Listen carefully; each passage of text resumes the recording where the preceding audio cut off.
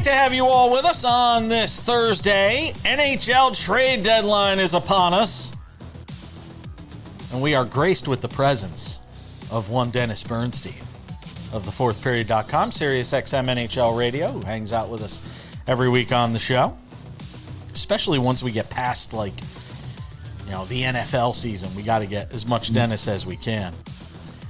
I will say, Sam lobbied for an entire show of NHL today. Sam was like, I want 3 segments with I'm like, we're doing 2 segments. We can't do 3 segments with Dennis. Yeah. I mean, if somebody isn't an NHL fan and I do 3 segments of Dennis, I lose them. I can't do that. If somebody's not an NHL fan, they shouldn't be watching the show. That's true. It's fair. Dennis, I got to get your thoughts, here as we approach the trade deadline. The first one for me is on Sidney Crosby.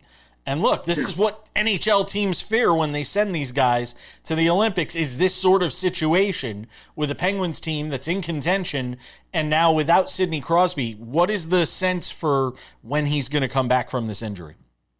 Probably a couple more weeks. It's not a season-ending injury. I think it was like 3 or 4 weeks, so maybe a PCL strain or so, probably a strained knee. So I don't think they're going to make any big moves at the deadline, right? Because they know he's coming back. So, but that's the risk. Look at here in Los Angeles, Kevin Fiala.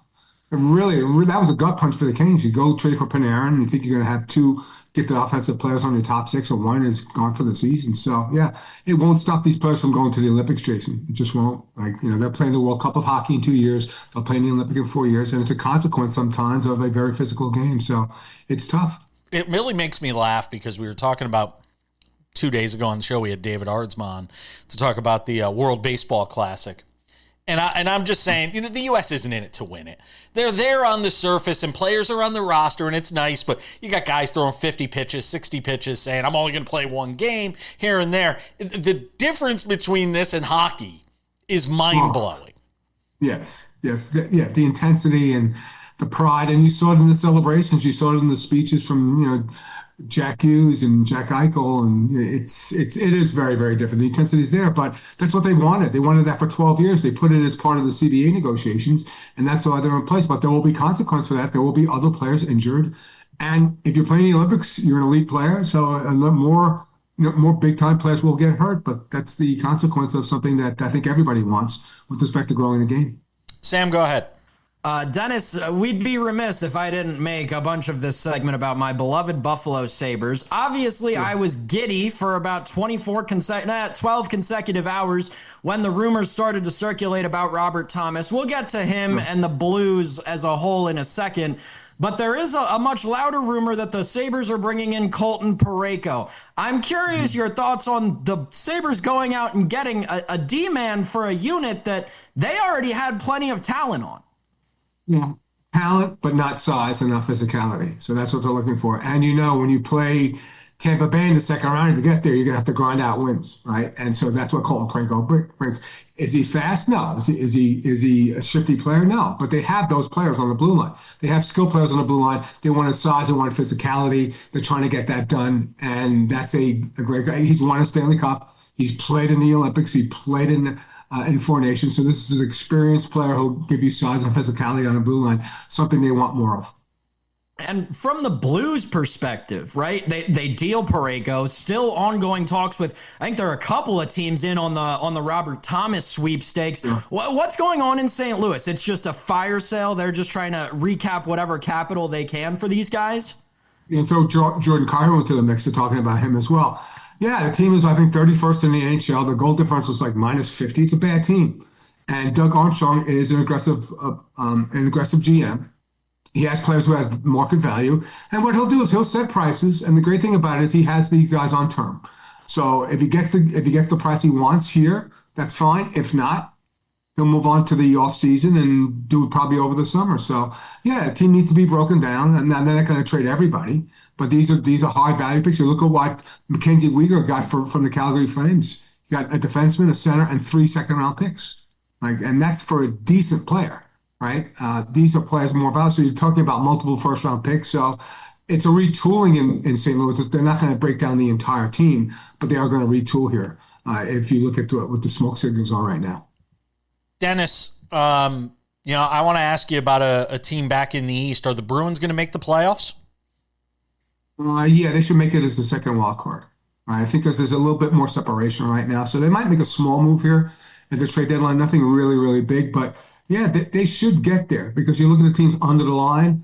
Right now, Columbus is 3 points back. Now, they've been on an incredible run, Jason. I don't know how long they can sustain this with Rick Bowness behind the bench. And the Caps have lost 2 straight, so there's probably 9 teams for 8 spots. So I do anticipate the Bruins getting into the playoffs as a second wild card. Caps have lost 2 straight, and they're starting to sell off too, Dennis. Another team that has had scouts in the building, it's been a little bit kind of confusing about what's going on. The Toronto Maple Leafs, a very small amount of noise that there was a potential Austin Matthews trade west. We talked about the Fiala injury, and despite the Panarin move to the Kings, and their positioning and the firing of their head coach, what do you think the potential is that the Leafs actually move off of their captain at this deadline? I don't think they move off the captain now, but I think they'll trade players. They'll trade Scott Laughton. They'll trade Alvarez Cabos. They actually set 3 players out for roster-related reasons. So they're going to trade these guys. Austin Matthews, I don't see it this summer. I don't see it any summer. Then you're really waving the white flag, right? Because you're not going to get back a comparable player, right, Sam? So you're saying rebuild. I just don't see it. I think they'll keep that core together. I think you'll keep Austin Matthews together with William Nylander. So I don't see that. And there's been rumors about him coming here to Los Angeles. I'd certainly welcome him here. But you're really, you're waving a white flag on the season now. You're waving a white flag on the next 5 to 7 years if you trade Austin Matthews. I don't think that the Leafs are in a position to ever rebuild given the market that they're in. But do you think, real quick in the last minute of this segment, we're going to hold you for one more. You don't think even in the offseason they would make that move, that they think there's still enough out there that they could surround him with to build a winner? I think that would be the goal, right? Because unless you're getting back, 5 first-round picks, this is not the NBA. They don't make trades like that, Jason. They trade 3 second-round picks, but they make 5. So I don't see it because of that market. And plus, the players made multiple statements about committing to staying in Toronto. He didn't sign a 2-year contract like Connor McDavid did in Edmonton. He went for 4 years, so I think the commitment's still there. I think he likes playing there. I think maybe some of the brushback on him being an American in Toronto, winning a gold medal, might have added to the mix a little bit here. But if you're really moving on that player, they're just saying rebuild. I don't think Toronto can do it. Dennis Bernstein's hanging out with us from thefourthperiod.com, SiriusXM NHL Radio. You can catch him there as well. Oh, we haven't talked about a certain coach that got fired in Los Angeles, but don't worry. We're talking about it next. Don't go anywhere.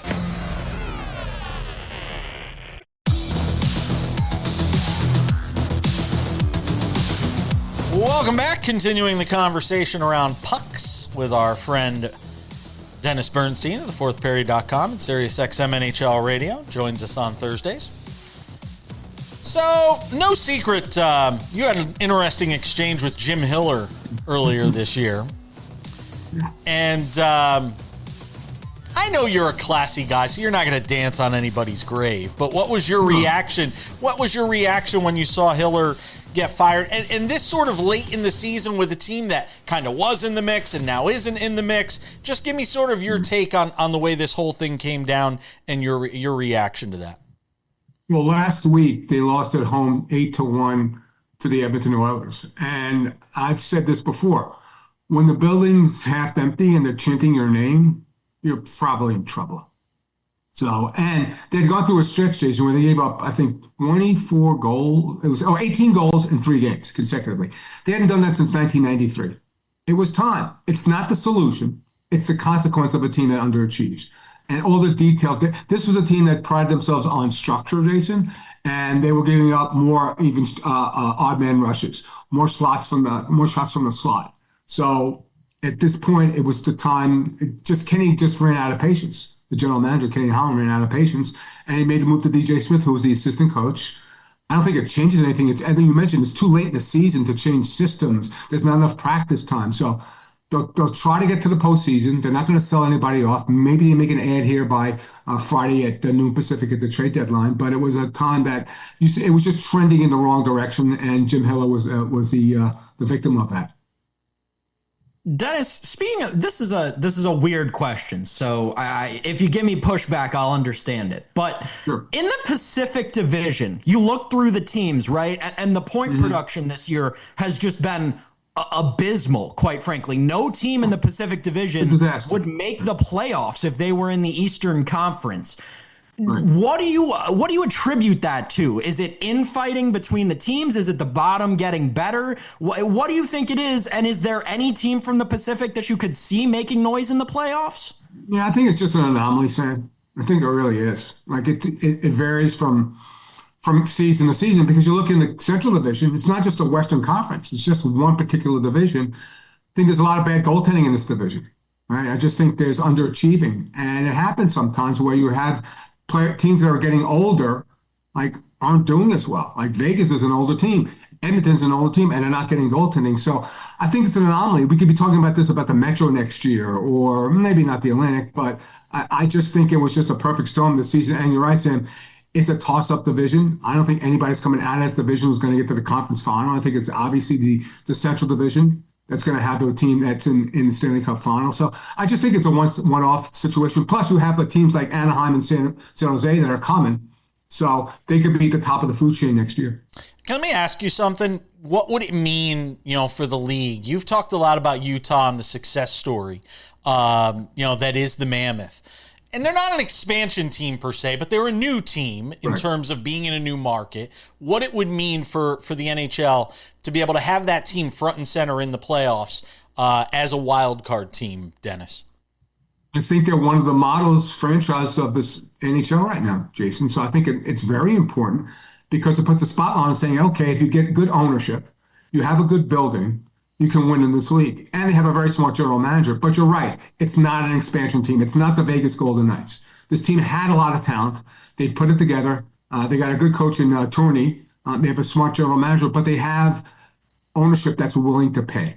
Right? There was a story going back to when they first moved up there, and the locker room wasn't ready, and it was September, and the season started in October. Ryan and Ashley Smith said, here's $200,000, get it ready. And they got it ready. They're going to blow out both sides of the Delta Center, make this the largest building in the league. It's what happens when you get great ownership. These are great young owners that want this franchise to be a success, and so far it's working. Dennis, the hottest team going into the Olympic break was the Dallas Stars, and they've stayed, obviously, the hottest team coming out of the Olympic break. If I give you a 7-game series started tomorrow, Avs and Stars, who are you taking? Ooh. It's going 7. Whoever gets the best goaltending performance in that Game 7 wins, because I'm not sure about the goaltending either way. Jake Ottinger didn't play in the Olympics, rightfully so. And Blackwood and Wedgwood, I'm not sure. And I don't know what it is with Colorado. Maybe they've been bored because they were so great. I said on the show for 3 months, there was one team and 31 teams. It's not the case anymore. Dallas is coming. Now, I think they need to make an ad here. I'd like to see Blake Coleman, who's from Texas, maybe added to the mix, and Jim Nill will be aggressive for the right player. But it's a toss-up right now. Colorado, it's not a fait accompli that Colorado's going to be in the Stanley Cup final, fellas. Like either Minnesota, if they trade first center, and I think they still need to trade first center, or if Dallas makes another move in their middle six, they could beat, either one of those teams could beat Colorado right now. It's that close. We mentioned the mediocrity of the Pacific, and the Vegas Golden Knights lead that mediocrity in the Pacific. They've struggled. They're leaking oil, 4-5-1 in their last 10. Do you see them doing anything here at the deadline? Well, they added Nick Dowd as a center from Washington, right? So what does that mean? It means that William Karlsson isn't coming back. It also means that Mitch Martin won't play center anymore, because now you can move Thomas Hertl back up to the 2C position, which is what they needed to do. And that's big. William Karlsson, even with the big names, he's an important player on that team, and he's probably not coming back. That's what this trade signals. So, look, they could win the division. I think Anaheim's going to win the division. They're playing the best right now. They've got great offense. They don't have much on defense, right? Every games are exciting. The one thing about Vegas, I'll say this about them, Jason, they've scored I think they've scored 92 or 91 goals in the third period. They fall behind every game. They rally every game. Sometimes they get there, sometimes they don't. So it's been a really interesting team. But when I look at the goaltending, I look at Aiden Hill, they're not winning a championship with that guy in net. It's just not his season. He has not been sharp. Bonus question. Still recording. We're still rolling. Okay, Just great. keep it going. Dennis, Wednesday, the Kachuk brothers on their podcast once again, obviously talking about, what it's been like for Brady going back to Ottawa as opposed to what it was like for Matthew going back to Florida. Do you think there's any chance that Brady's done in Ottawa after this season? You would have to ask out, and I don't see that player asking out. You're wearing the C. I get it. The emotions between these countries, I understand it's been inflamed. I don't see it. I don't think the boom's going to continue. I think it's just a little sparring between the two countries. I would be shocked because that player is committed to that franchise, signed a long-term deal. I don't think it happens. I think it's just, it's like when they blew the national anthem during the Four Nations. That went away. This will go away as well, and Brady can continue in Ottawa because they really need him. If not Montreal and not Boston, give me the team that you think winds up being the wild card team in the East. Not Montreal, not Boston. If one of those two doesn't make it. The only team I would put in there would be Columbus. Everybody else is out. Can't see anybody else getting hot here, huh? No, I don't like Washington, Ottawa. No, they blew a 4-2 lead in the third period against Edmonton. The rest of the teams are below the line. They look to make moves. So the only team I give a little. So it's basically 9 teams for 8 spots. We didn't get to talk about the Islanders, but do you get the sense that is there where they might be looking to improve here at the deadline? Since the Rangers stink, I got to talk about somebody from New York. Yeah, they were talking to the Blues about Jordan Kyrou and maybe even Robert Thomas. So they're big game hunting. Can they get there? I'm not sure they get there, but they're either the 2 or the 3 seed in that division. So they look to add. This is a team that would buy by Friday at noon, but they're not going to go crazy. They're not going to overspend for a rental, but they are looking to supplement the team. They need more offense. So if they can add a little bit more offense, I think they will. Anthony Duclair's been a scratch. Maybe they try to move him. So to augment that team. But yeah, they're clearly the best team in the New York metro area. Thanks, Dennis. Go ahead, Sam. You got one more? Yeah, just on the Islanders, building off of that real quick, Dennis. We see so many incredible young talents in the National Hockey League today. Everywhere you look, Celebrini, Bedard, right?